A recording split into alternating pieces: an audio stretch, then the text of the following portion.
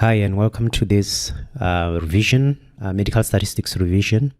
So this is basically going to be a summary of the course content plus a few revision question and answer sessions so that we cover much of what is focused on, especially during exam. And the reference text, of course, that I use is the Elementary Statistics by Mario Traiola. So let's just jump into it right now. And throughout the course, we have been looking at basically describing data. And this is the foundation of the course, basically understanding how data are collected and analyzed and reported upon, right? And when we describe data, we usually talk about a few characteristics that are important. And I would advise you to keep this in mind all the time as you describe data. And these are the mean or the center of the data, which of course we will look at how this is calculated, right, when you are dealing with quantitative data. And the next is variation, which of course can be measured by using the standard deviation or the variance. And these two are related. We know that the variance, or the standard deviation rather, is the square root of the variance. And we have the distribution, which basically helps us to visualize and look at the shape of the data. And to do this, we will use two important graphs. One of them is what we call the normal distribution curve, and the other one is the histogram. And we have what are known as outliers. And at some point during this video, we'll look at how outliers, or those values that are very far from the typical values in a data distribution, how these values usually affect the shape of the distribution. So the next is, of course, time. We also usually are interested in the changing characteristics of data over time, right? And to do this, we use a time series or a line graph. Right, so basically from weeks 1 to 3, we were looking at an overview, right, an introduction to medical statistics. And we discussed the basic mathematics, which would be tested not directly, but more or less indirectly, right? And the next part that is very important is the introduction to medical statistics part, where we defined what medical statistics is. We also differentiated between descriptive and inferential statistics. And we also covered what the differences between a population and a sample. And we also looked very in detail at what data is, right? We basically grouped our data into categorical and numerical, right, or qualitative and quantitative. And we also looked at an important idea when you're dealing with data is the levels of measurement, right? We discussed the nominal levels of measurement, right? So we have nominal, ordinal, interval, and ratio, right? So these are levels of measurement. So it's important to know what these are, right? For the purpose of the exam, you have to know them. And also you have to know to be able to cite examples of this kind of data, right? Nominal, ordinal, interval, and ratio. Of course, I won't go through all of these right now because I think these are not very technical. They are basically things that you can look at in your notes and familiarize yourself or remind yourselves by doing that. In week 4, we covered methods by which we can collect sample data, right? So sampling. And these are the 5 methods that we did discuss in detail. And for these methods, basically, you have to know the method itself, describe it, and be able to explain what it is, and be able to explain its advantages and any disadvantages that you may have with the methods, right? So we have simple random sampling, cluster sampling, stratified sampling, multi-stage, and systematic, right? All of these are methods by which we can collect sample data, right? And sample data, of course, is data that is representative of a population. So it's data that is not biased. For that reason, can be used to infer or to make general conclusions about a specific population. Okay, so for week 5, we were dealing with descriptive methods, and we were looking at summarizing qualitative data, right? Remember, we can summarize qualitative and quantitative data. And both of these methods, or rather both of these data types, have their own methods by which they can be appropriately summarized. And for qualitative data, we said you need, for both qualitative and quantitative actually, you need a frequency distribution table, right? So a frequency distribution table, and the graphs or the charts that are important for the purpose of the exam are the bar graph,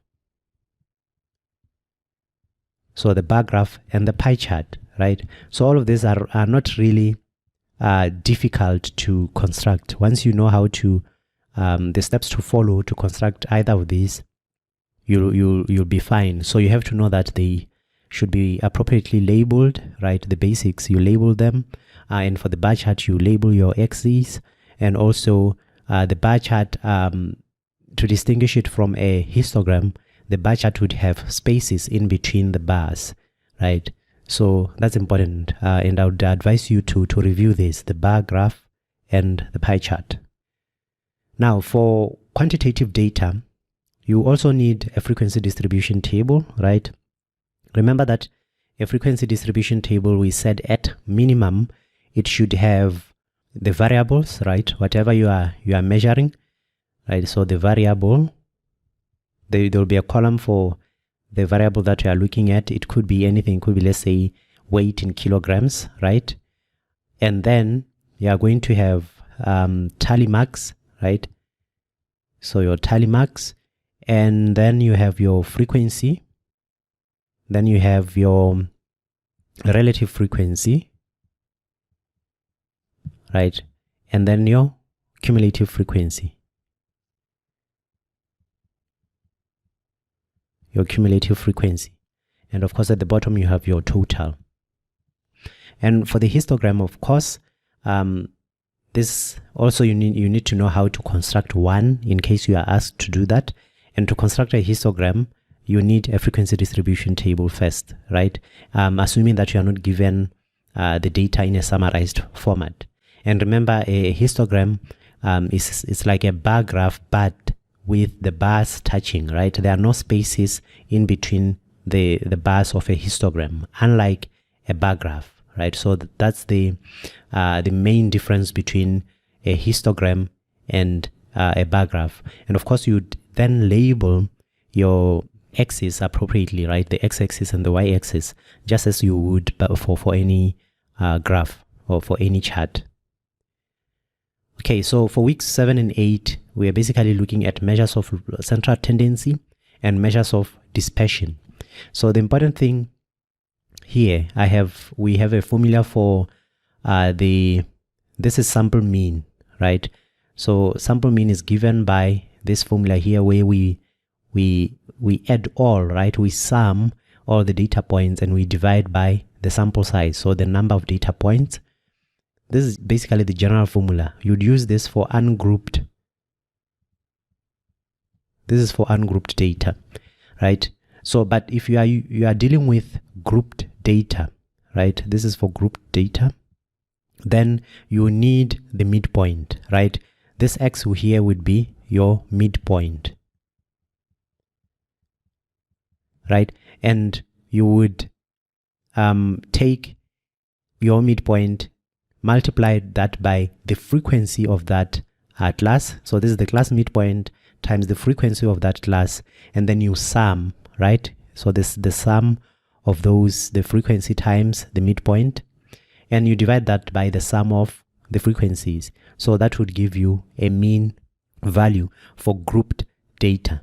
Okay, so that's the mean. So don't also forget that other measures of central tendency in addition to the mean, we have the mode, right? The mode, remember, is the value with the highest frequency. This is easy.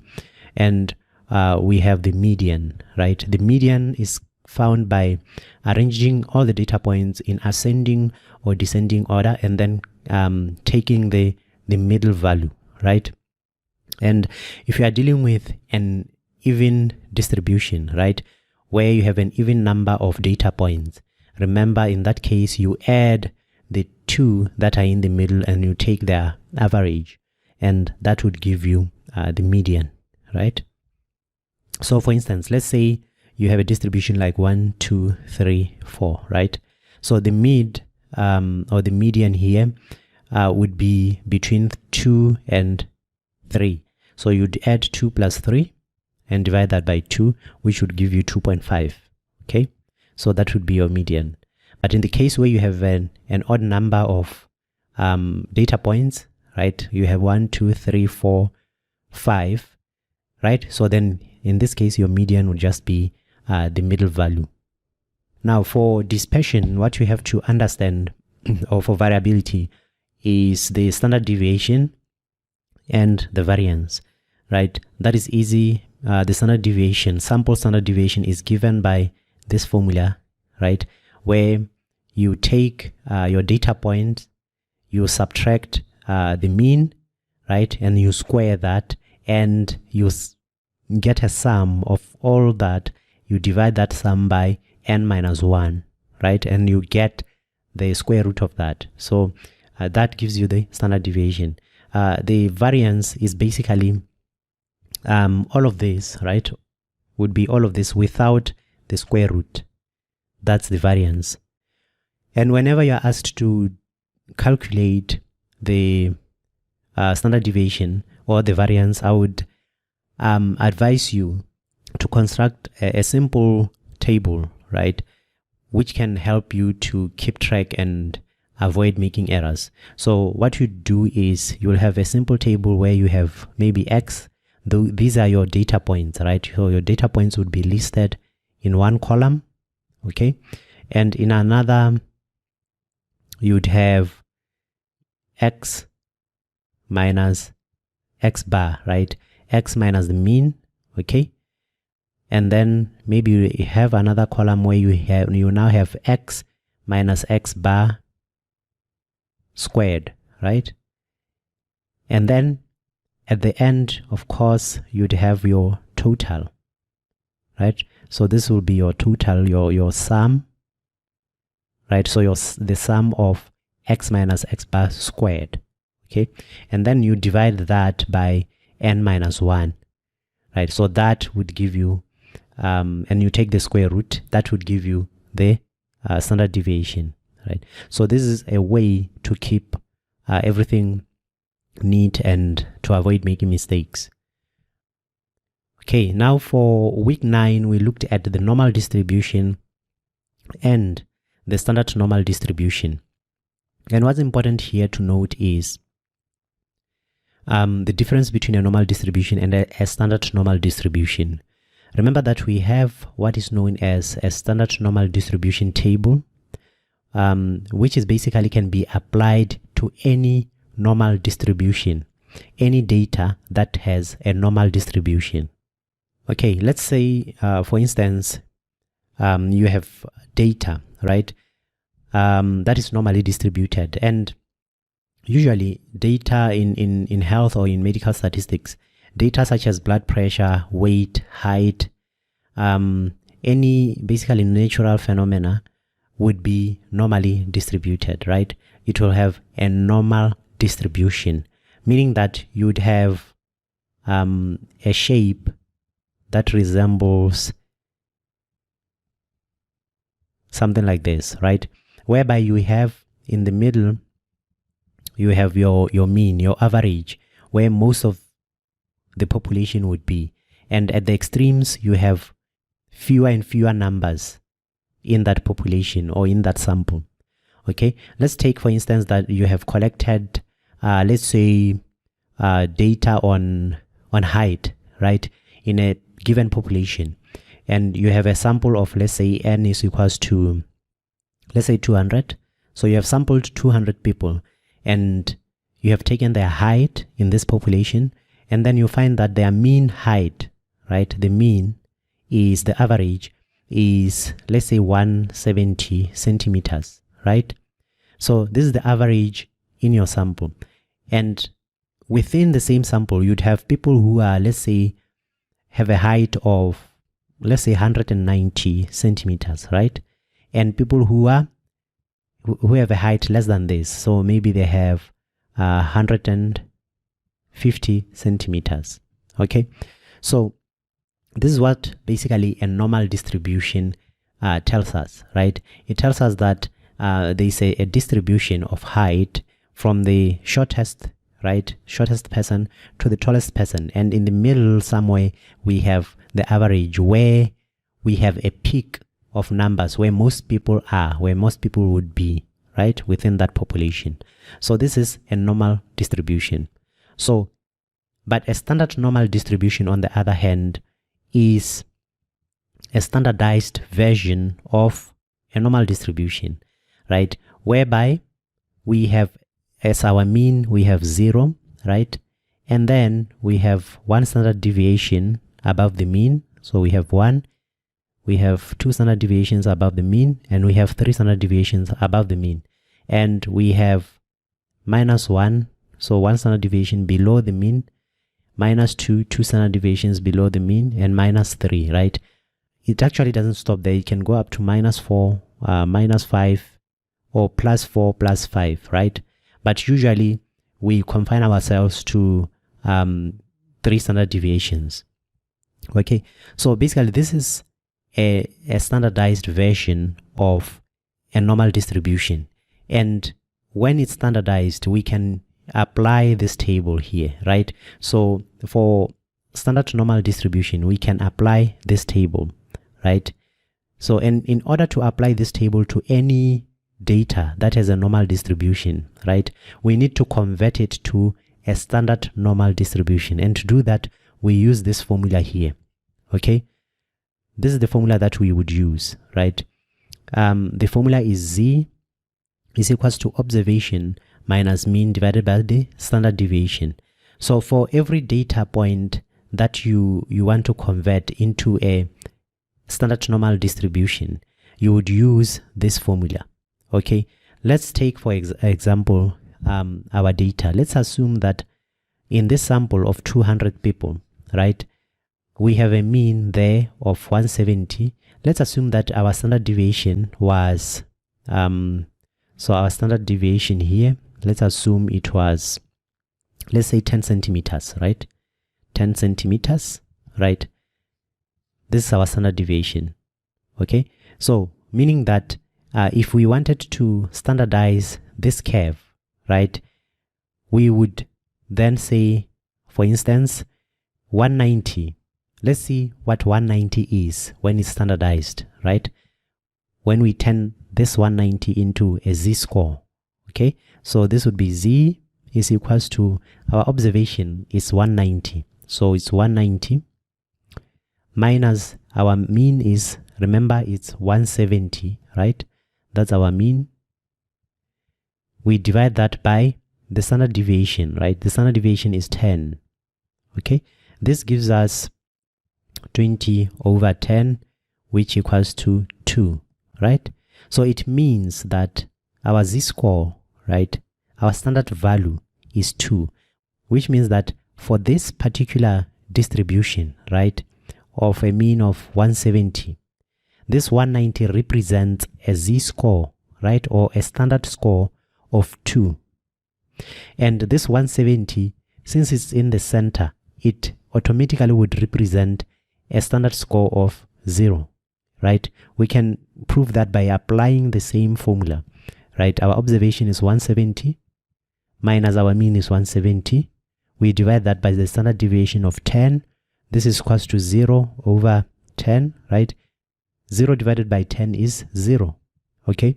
So that means the standard score, or the z-score for 170 is 0. You can do the same for any value on this distribution, right? Once you have done that, that's when you can now apply this curve here, this table, the standard normal distribution. So how do you use this table? So the way to use this table is, first of all, to calculate your z-score, right? For any data given, you'd need to have a z-value, a z-score. Once you have a z-score, right, you can look at the z-scores, right? Whatever your z-score is, let's suppose your z-score is 2.4, right? 2.4 corresponds to a value of 0.082, right? The thing to note here is that very, very important is that it's this here, right? It says table entry for z is the area under the standard normal curve to the left of the z, right?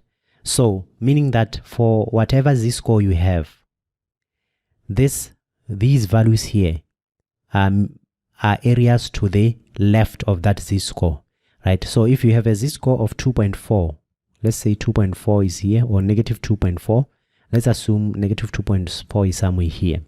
It would mean that this 0.0082 means the area to the left of minus 2.4 for this particular curve, right? For this particular table. Not all tables are like this. Some would list areas to the right. This one lists areas to the left, okay?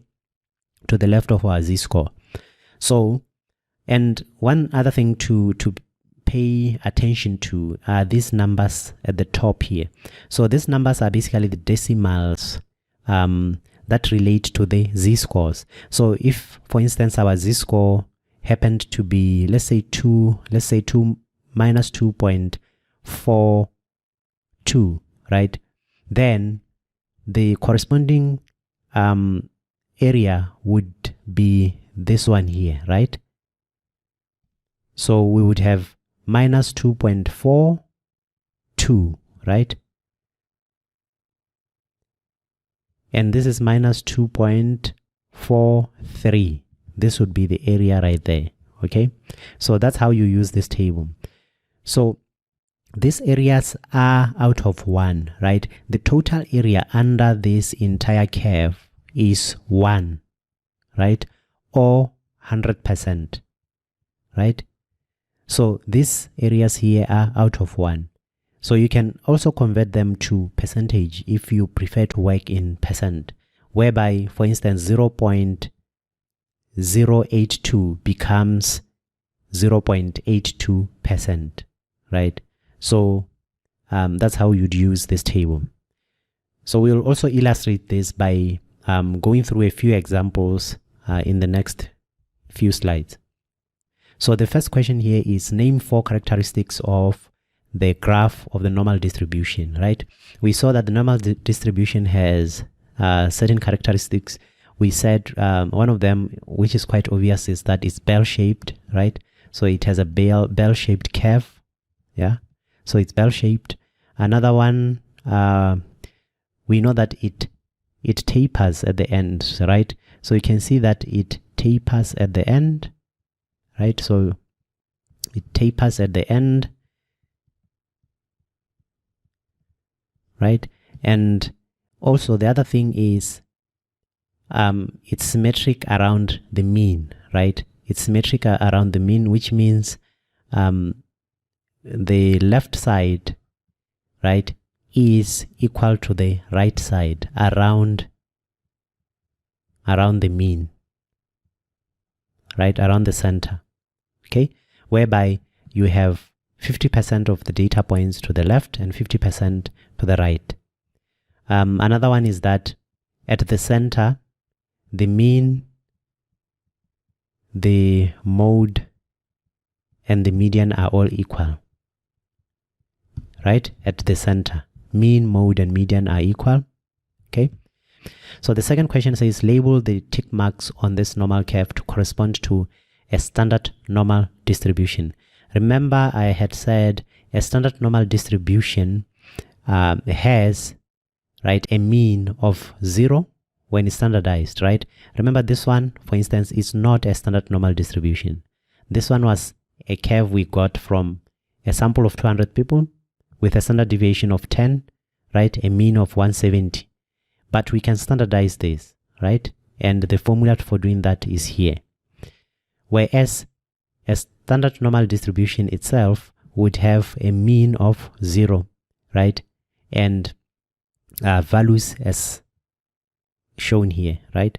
So the answer to this question would be a mean of 0, a standard deviation of 1, of 2, of 3. Standard deviation of -1, -2, -3, right? So that's that.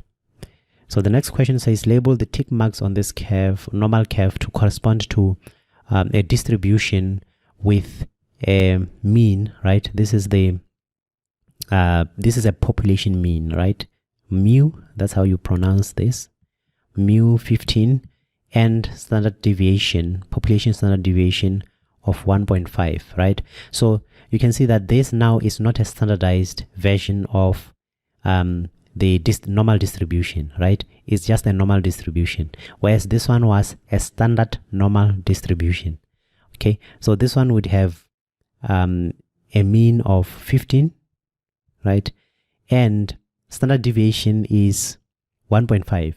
This means that one standard deviation is 1.5. So this means that if we are moving to the right, we will need to add 1.5 to this 15, which would give us 16.5, right? And 2 standard deviations would add basically 2 of these, right? So we'd add 2 of these to 15, right? Which would give us 18, okay? 18. And then 3 standard deviations, it means we would add 15, we would add 1.5 times 3 to 15, okay? And that would give us, so this is 15 plus 4.5, right? 4.5, it gives us 19.5. So we'd have 19.5 there, right? So we have 15 as our mean, 1 standard deviation 16.5, 2 standard deviations we have 18, 3 standard deviations we have 19.5. And basically we do the same on the other side. The only thing is now we subtract, right? If we subtract 1.5 from 15, we get 13.5. So we are subtracting. Here we were adding, remember? We add. Here now we are subtracting. Okay, and then we subtract 2 standard deviations from 15 to get minus 2 standard deviations, right? So that gives us 15 minus 3, that would be 12, right? And then we further subtract now 4.5 from 15. So that gives us, that would be 10.5, right? Okay, so this is what we would have, right, for a normal distribution with a mean of 15 and a standard deviation of 1.5.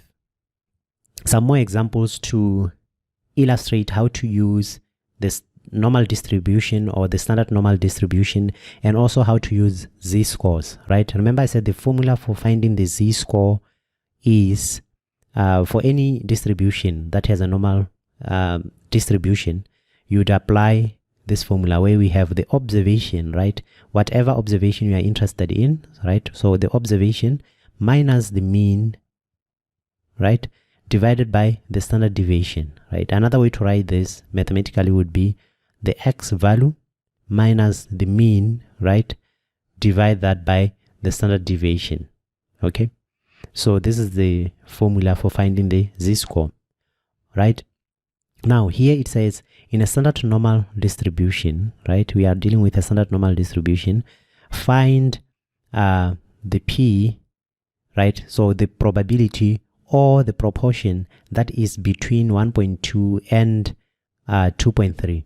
So it says basically to find the area, right? We are interested in the area or the proportion under the curve that is between a z-score that is greater than 1.2 but less than 2.3, right? So what I usually advise is that you draw this out. So what this basically means is you have a normal distribution, right? And then you are told that you have, and it's a standard normal distribution. That means our mean is 0, okay? And you are told that you are supposed to find an area that is where the z is less than 2.3. So where would 2.3 be? Is it on the left side of 0 or on the right side of 0? So 2.3 is positive. It's a positive standard value, right? It's a positive z value or z score. So that means that it's somewhere, if we assume that this is 1, this is 2, right? It's somewhere there. So let's say 2.3 is here, right? So this is 2.3, okay? And let's assume that 1.2 is somewhere there, okay? This is 1.2, right? 1.2. So it means that we are interested in finding the area in between this portion there, right? This is the area that we are interested in. And to do that, we apply the standard normal distribution table, okay? So remember that when we are applying this standard normal distribution, right? When we are applying this table, what these areas or these proportions refer to, what they mean is, remember I said is the area under the curve, right? So what these numbers mean, they are referring to the area under the curve, okay? To the left of whatever z-score we get, right? And this area, right? So it's area, in this case, area under the curve, right? So area under the curve is equals to proportion, right? Proportion, and is also equals to probability, right? So this basically means the same thing. So if I were to ask you to find the probability of a certain score, then you'd find the area, right? So area, proportion, and probability refer or are synonymous when you are dealing with the standard normal distribution table, right? So don't be confused by this notation here, right? So this notation here can refer to probability, or you can read it as proportion if you want, right? It doesn't really matter. But what it's saying is find the probability that the z-score lies between 2.3 and 1.2, right?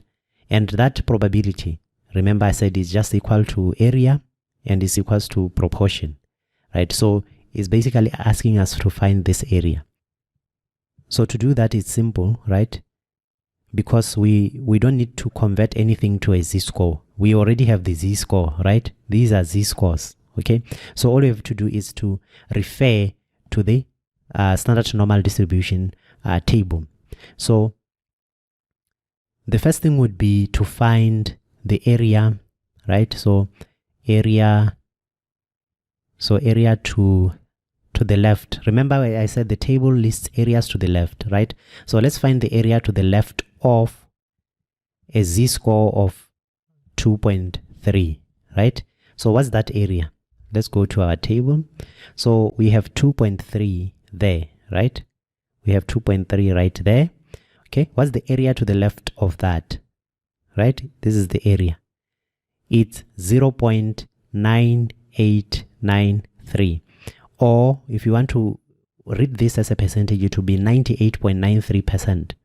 Okay, so area to the left of 2.3 is 0.9893, okay, or 98.93%. And then let's find area to the left of 1.2, right? Area to left of z of 1.2 is equals to, let's go again to our table. So it's 1.2. 1.2 is right here, right? So what's the corresponding area of 1.20? This is it, right? 0.8849, right? So this is 0.8849, right? Or 88.49%, okay?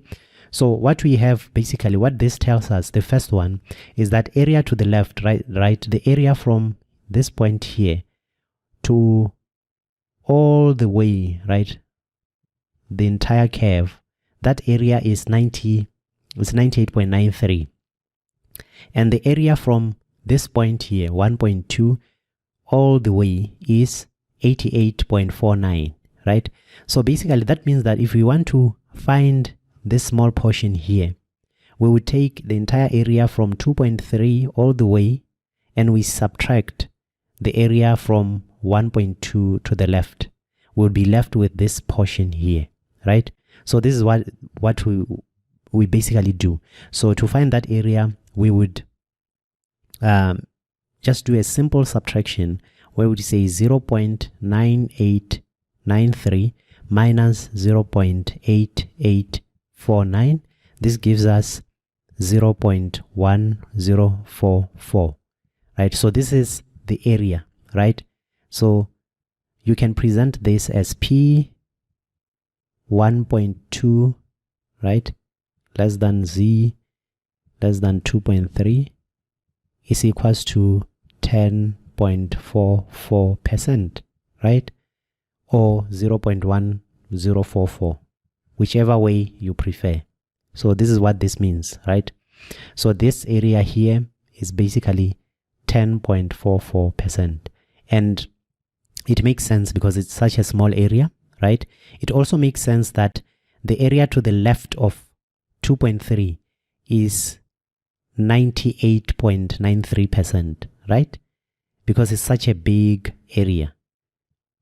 Right, so the next one is to find, in a standard normal distribution, right, to find P greater than 0.23. So the probability that a Z would be greater than 0.23.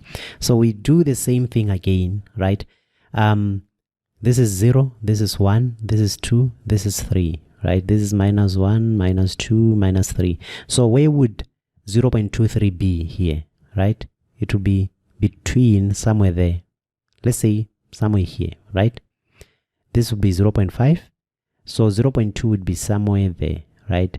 So let's assume it's somewhere there. So what we do now is it says greater than, right? That means greater than is to the right, right? This is less than, this is greater than. So we are dealing with this area, right? We want to find out what this area is, right? So you can already see that you expect this area to be, this number to be quite big, quite a big number, right? So the other thing to note is, remember that the table, right, the table that we are using here, the standard normal distribution table that we are using here lists areas to the left, right? So that means whatever area we are going to get, right, when we look up a Z-score of 0.23 would be area to the left, right? So if we want to find the area to the right, we would have to take the entire area of the curve, which is 1, then subtract whatever value we will get, right? Okay, right. So 0.23 is, so this is 0.2, right? This is 0.212223. So this is the number, right? So remember, this would list an area to the left, right? This is area to the left, but we want greater than, we want area to the right, right? So let's take that 0.5910, right, and subtract it from 1, okay?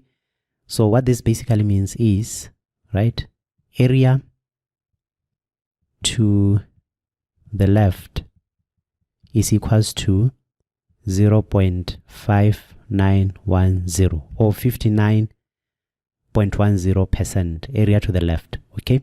So in order to find, right, therefore area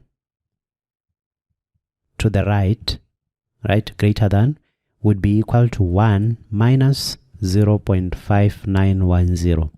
Okay, and this would give us 0.4090.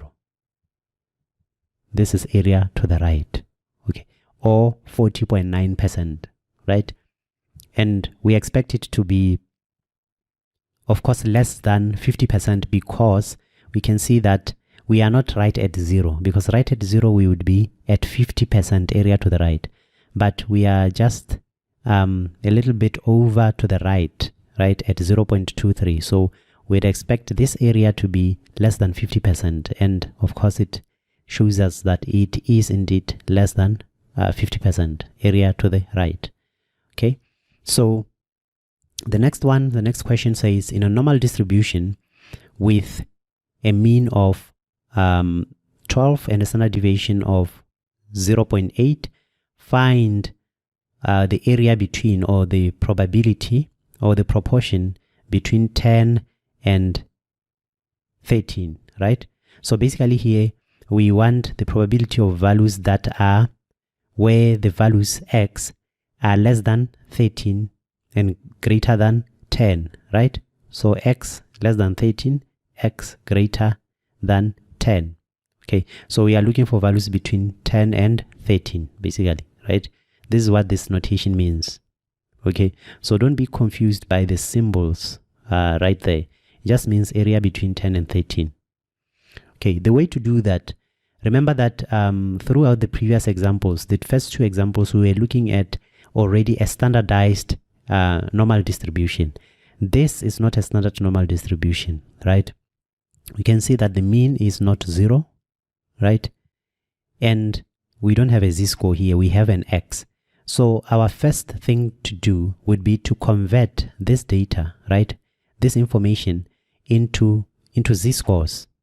Okay, so the way we do that is we use the formula which says z is equals to observation x minus the mean x bar, right, divided by the standard deviation, right, or mu. We can use x bar or mu, it doesn't matter. Okay, so the observation minus the mean divided by the standard deviation, right? So this is the formula that we will apply, and let's calculate it, right? First of all, let's draw out this information so that it makes sense. So what this information is saying basically is the mean is 12, right? The standard deviation is one standard deviation is 0.8. So it means that one standard deviation here would have 12.8, right?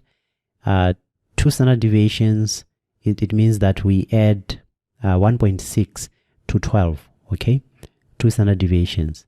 So 1.6 would be 13.6, right? And so forth, okay? So 10 would be less than the mean, right? So if we subtract one standard deviation from 12, we would have 11.2, right? We subtract two standard deviations, we would have 10.4, right? And it seems we need to subtract again. We get 9.6. Okay, so we have to find the area between 10 and 13. So 10 would be somewhere there, right? So let's assume 10 is there, and let's assume 13 is somewhere. Of course, 13 would be greater than 12.8, right? Let's assume 13 is somewhere there, right? So we are supposed to find the area between this, right? This is the area that we are supposed to calculate, right? So let's convert this information into a standard form so that we can apply the standard normal distribution, right? And to do that, what we are basically going to do is z is equals to, let's say z, just for the sake of identifying these z-scores, let's call it z10, so that we identify it as a z-score for the value 10, right? Z-score for 10 is going to be so x, which would be the observation minus the mean divided by the standard deviation. So in this case, our value is 10, our mean is 12, the standard deviation is 0.8, right? So we get 2, divide that by 0.8, we get minus 2.5, right? So we do expect this to be a negative z-score because why? 10 is less than, right? 10 is on the left side, right? So that means we have p negative 2.5, right? It's now a z-score. So let's calculate the z-score now corresponding to 13. So the z-score of 13 would be 13 minus 12 divided by 0.8, right? I'll skip a few steps here. The final answer there is going to be 1.25, okay? So it means we would have 1.25 there, right? So what we have done is we have made this into a standard version. Now we can use the table. We can use the standard normal distribution table, right?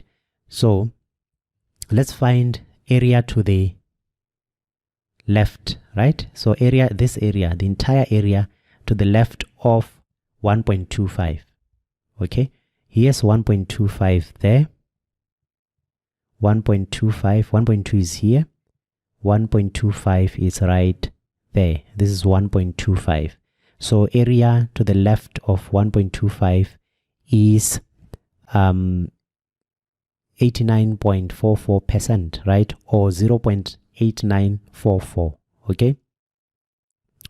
Right? So area to the left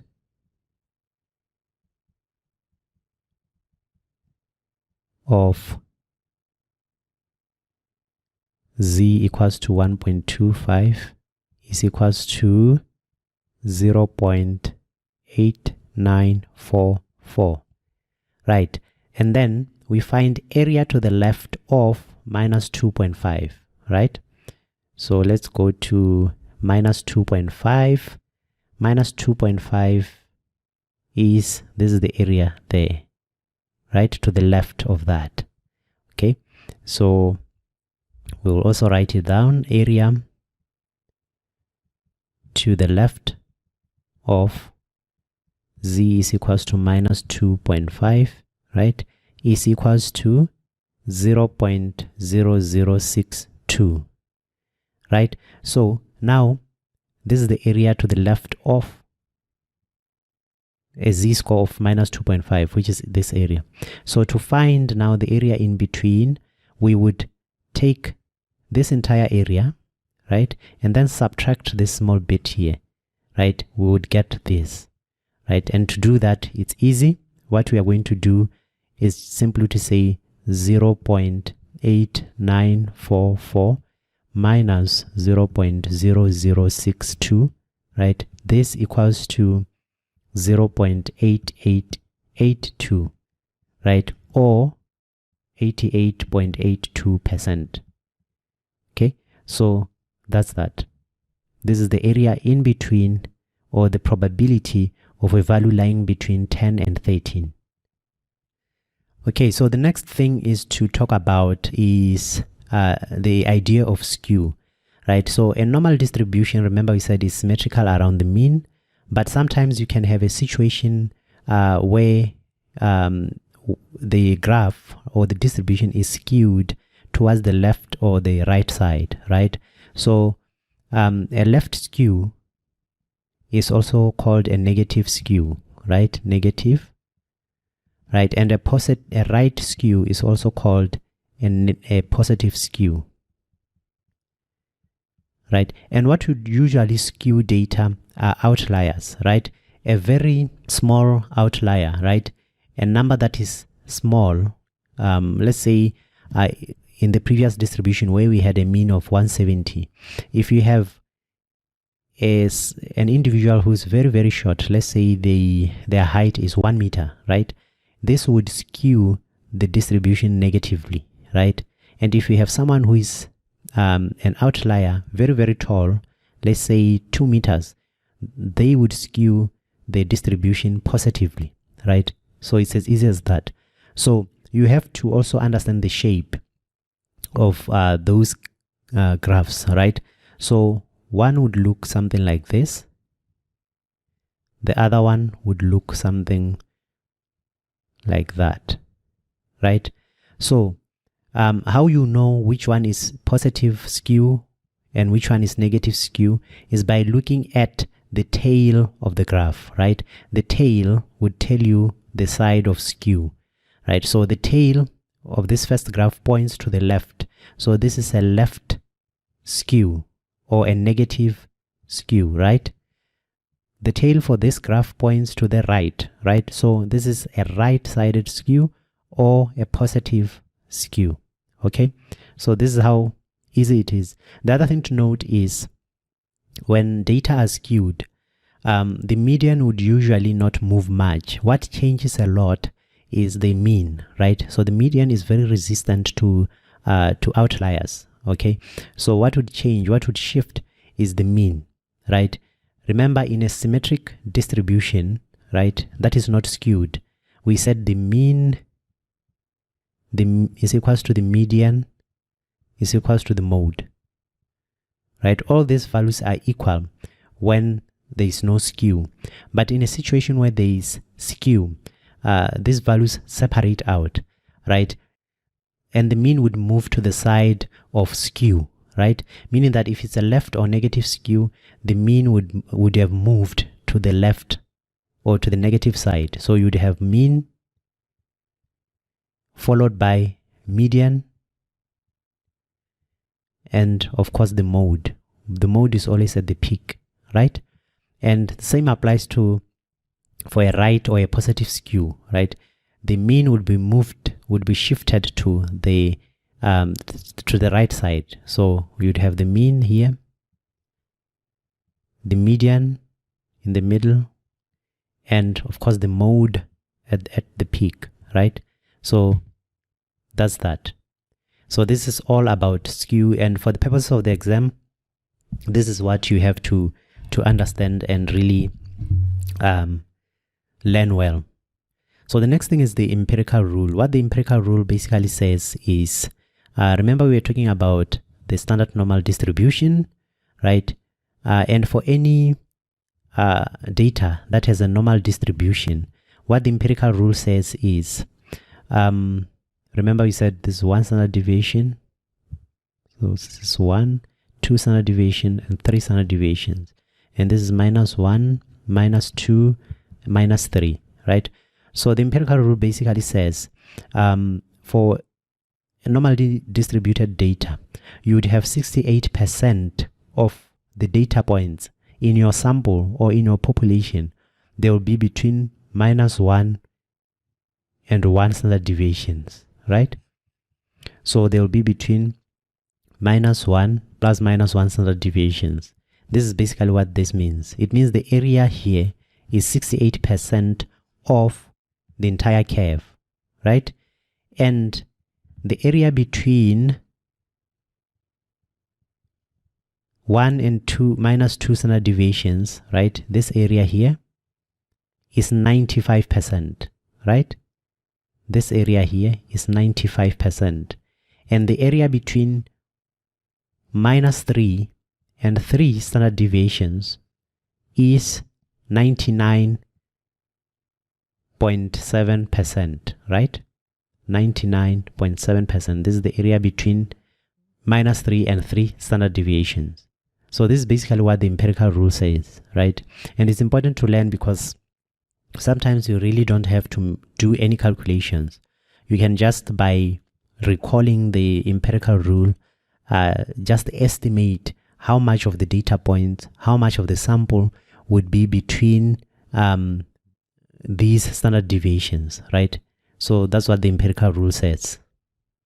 Okay, now for probability. There are 2 things that we have to learn in probability. One is the addition rule, and the other one is the multiplication rule, right? And for the addition rule, right? Usually when you are given questions that address the addition rule, the clue to use the addition rule would be the word or, right? And the clue to use the multiplication rule would be the word and, right? We'll look at an example in the next few slides. So this is how the addition rule is stated, basically, right? So it says the probability of A or B is equals to the probability of A plus the probability of B minus the probability that A and B occur at the same time. And whenever you apply the addition rule, you have to decide on whether events are mutually exclusive or non-mutually exclusive, right? So if events are mutually exclusive, it means that the two events can't occur together, right? It means that one event, by its occurrence, would mutually exclude the other event, right? So, for instance, if you are finding the probability, let's say, between males and females, right? It means that when one is counted as male, that mutually excludes them from being counted as female, right? Those are mutually exclusive events, right? Non-mutually exclusive events are those that can occur together. So, we are saying for mutually exclusive events, this formula becomes this modified one, right? Without this last bit, right? Because in a mutually exclusive event, the probability of A and B occurring together at the same time is 0. Right? So this basically becomes 0, and the formula just becomes probability of A plus probability of B. Okay? So that's what this means. Okay, so as an example, we have a question here. It says, in the clinic, the following patients were seen. What is the probability that the patient is female or, so that's the clue that you have to use the addition rule, right? Or is over 32. Right?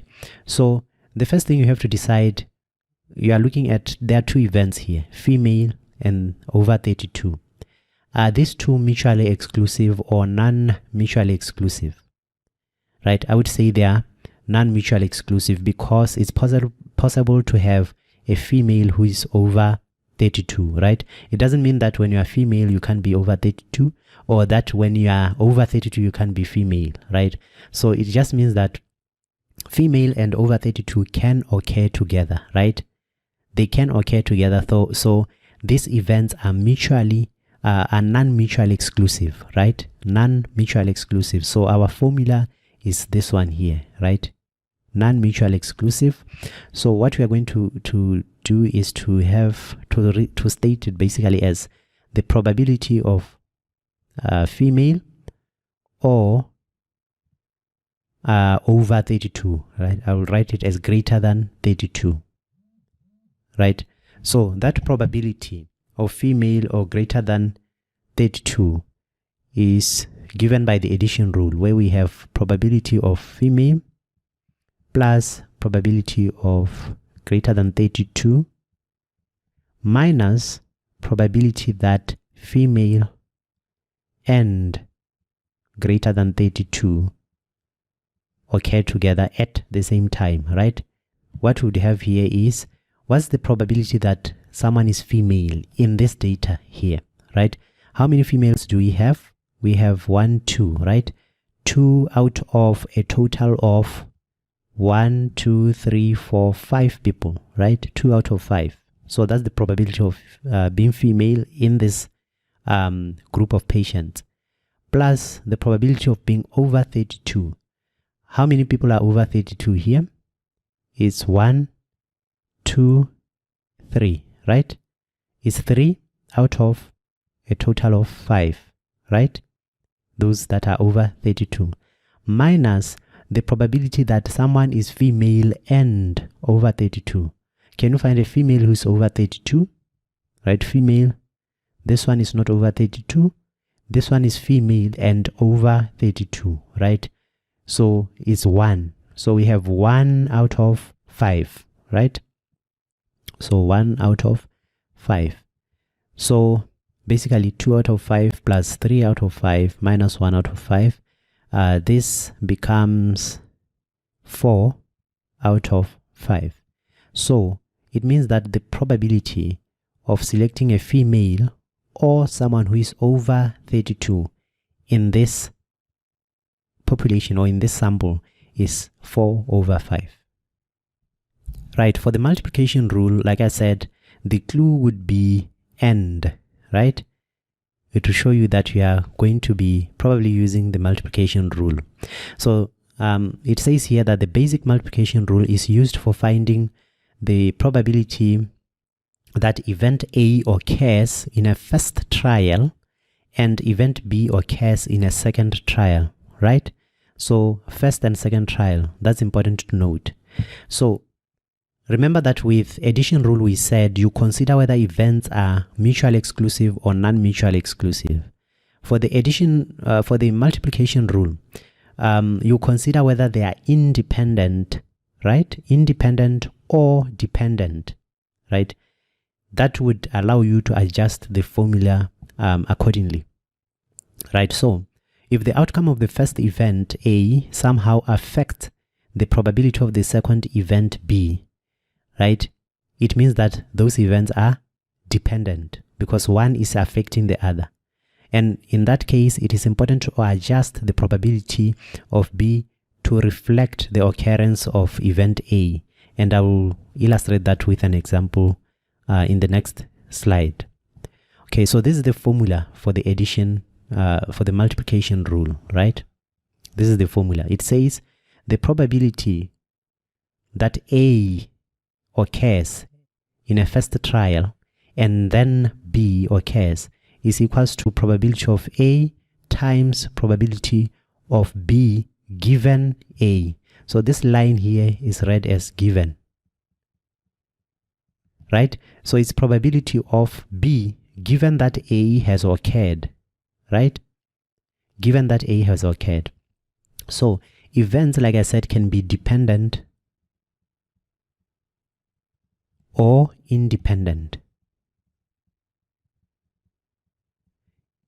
So dependent events are those that would affect where the first trial affects the second trial or the outcome of the second trial, right?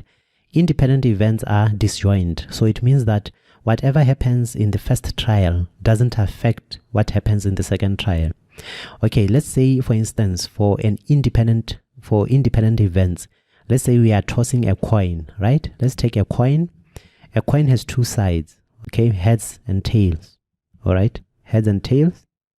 If you flip a coin, so if I ask you, okay, what's the probability that when you flip a coin, you'll get a heads in the first trial and heads again in the second trial, right? So that probability is going to be probability of heads times probability of heads given that heads occurred in the first trial. All right, so when you first toss the coin, right, you have 1/2 chance of getting heads, okay? And when you toss it again for the second time, your chance of getting heads is still 1/2, right? So nothing has happened to the coin to change the chance of getting this 1/2, right? So it means now that the probability, right, the overall probability of tossing a coin once and then tossing it again and getting two heads in a row, that probability will be 1/4, okay? So you can see on this example that these two events are independent. The first outcome had not affected or hasn't affected the probability of the outcome of the second event, okay? So these events are independent. Now for dependent events, let's say you have a bag, and within this bag you have let's say marbles, right? You have green marbles and you have red marbles, okay? So red marbles and green marbles. So you have a total of 3 red marbles and a total of 4 green marbles. So if I were to say, okay, what's the probability that you get a red marble and then a green marble when you pick from the bag, right? So that probability is going to be given by, since we are saying and, we are multiplying, so it's the multiplication rule. So probability of red times probability of green, given that red was picked in the first trial, right? Given that red was picked in the first trial. So this is going to be the probability of picking red in the first trial. How many reds do we have? Is 3 over a total of 1, 2, 3, 4, 5, 6, 7 marbles, right?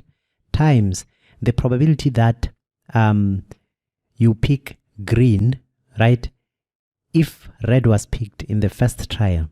So remember, once you pick red in the first trial, what you'd have then, right, is the bag would be left something like this. You now have 2 red marbles since you picked 1, right? So the probability of green being picked is 4 over, since there are 4 green marbles, it will be 4 over a total of how many marbles left in the bag? 2, 4, 6, right? So it's important to note that these are dependent events, because you can see that whatever happened in the first trial affected the denominator, right, in the second trial, right? Because you have reduced, you have taken away from the bag, right? And it's important to note that we are assuming that you don't pick a marble and then you replace it. Because if I were to say you are replacing the marble, you pick it and then you replace it and then you pick again, right, with replacement, this would change. This would come to 7, right? But since we are not replacing, right, we are picking the marble and then not replacing it back into the bag, and then we pick again. So the denominator changes because now you have only 6 marbles, right? So these are dependent events. They are dependent because what happens in the first trial affects what happens in the second trial. To just summarize probability, then we are going to walk through the exercise that I had given you. It's a fairly simple exercise. We should quickly walk through it. So it says, in a survey of recent statistics class, students were asked if they owned their own home, rented an apartment or house, or lived with their parents. So what we are told is this is a survey and these are the results, right? The table shows the responses. So the first question is fairly easy. It says, how many students were surveyed in this class? And basically we just add, right? So we just add all these numbers. So we have 3 plus 12, right, plus 5 plus 2 plus 7 plus 9. This gives us 38. So 38 people were surveyed, or our sample size is 38. N is equal to 38, right? So this is what this means. Okay. The second question is, what is the probability of selecting one student from this class and getting a male who owns his own home, right? So a male who owns his own home. So this probability, the way to calculate this would be to look at the number of males, right? Number of male who are homeowners, right? Male homeowners. Male homeowners divide by the total sample. So how many males own their own home? So we have males here, own home, 3, right? So this is going to be 3 over the total. We said it was 38, right? So that's the total. So 38, 3 over 38 is equals to 0.0789, right? So it means that the probability of selecting a student in this class, one student from this class, and getting a male who owns their own home is 0.0789, right? Or this can also be written as 7.89%. So the next question is, what is the probability of selecting one student from this class and getting a female? So this is easy. So we have total females, right? The total number of females, divide that by the total sample. So that will give you that probability, right? This is equals to, we have how many females? This is the total number of females. This is 18, right? 18 divided by 38. This gives you 0.474, right? Or 47.4%, right? This is also 47.4%. Okay. The next one is, what is the probability of selecting one student from this class and getting a male, or, this is the clue, right? Or someone who is renting a house, right? Or apartment, right? So basically, getting the probability of getting a male or a renter, right? Or a renter, someone who rents. Okay. Probability of getting a male or someone who rents. Okay.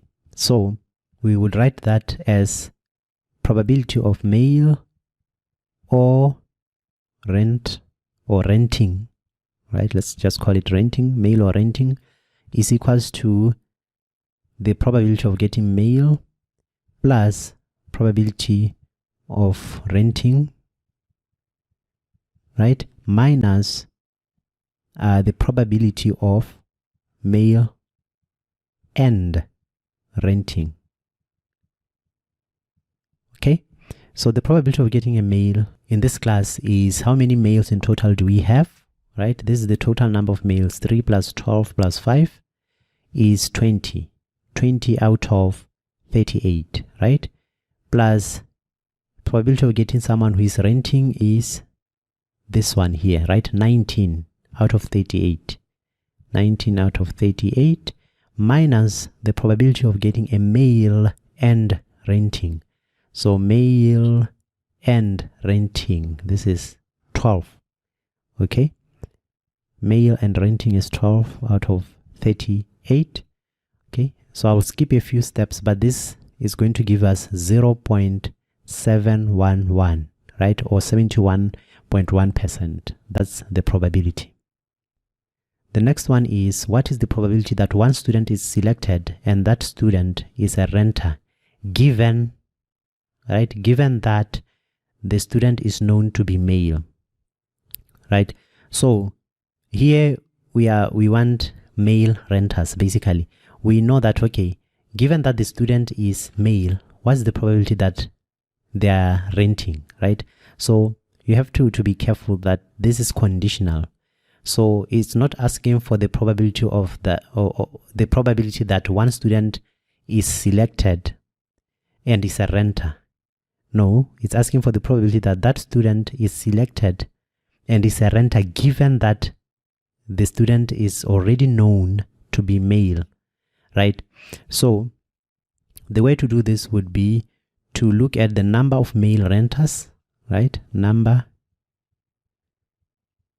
of male renters, divide that by the total number of males, right? So male renters, how many male renters do we have? 12. What's the total number of males, right? We said it was 20, right? 20.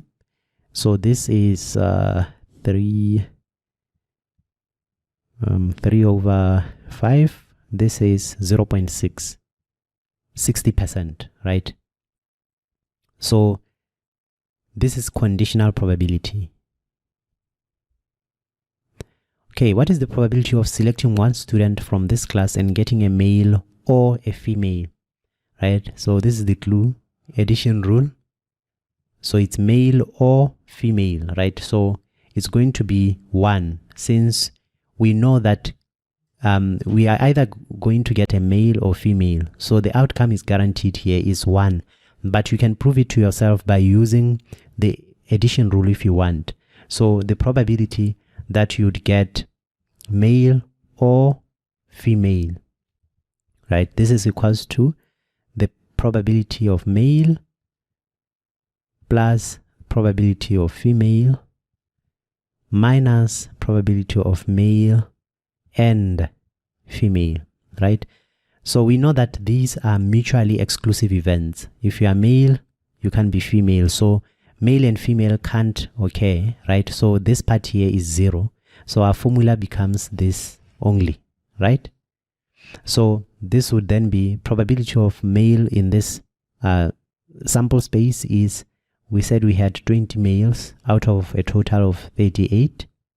And we have 18 females out of a total of 38, right? So if you add that, easy, you get 38 over 38, which is equals to 1, right? So the probability is 1. It's 100%. When you choose here, you'll get either male or female. Okay, so the next question is, what is the probability of selecting 2 students from this class without replacement, right? This is important, without replacement. So once it says without replacement, you know that these are dependent events, because the first event is going to affect the subsequent event because you are not replacing.